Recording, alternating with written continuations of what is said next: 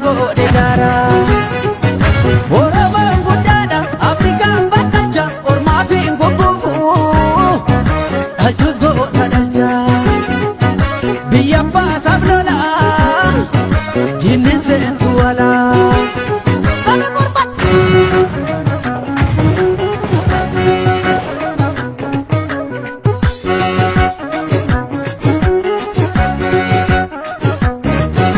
Ejjachiise tuqte naganta'u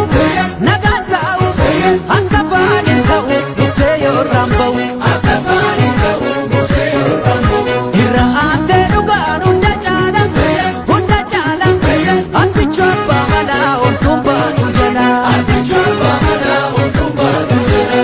cimiyaa loltuu daangaan biyyaan sarbamtuu gogombisi yartuu biyyi Itoophiyaa keetti dhaloon nu badhu qabdi gootota hedduu gobi dawwe jettiin lola samii gobi dawwe lafoon itti marse gobi dawwe cichee lola jabaa gobi dawwe hanquufe adabaa gobi dawwe watwaachise jalee gobi dawwe kennachiise harkaa gobi dawwe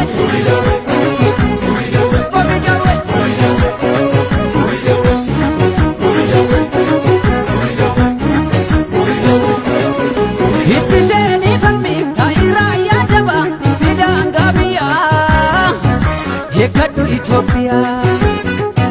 dhaabbadhu Faaddiyaa tiksi daangaa biyyaa xiqqii gootummaadha mallattoon Oromoo kan fardaa waraanu kan fardaa weeraru malee miidiyaarraa hiyyee hin caraanu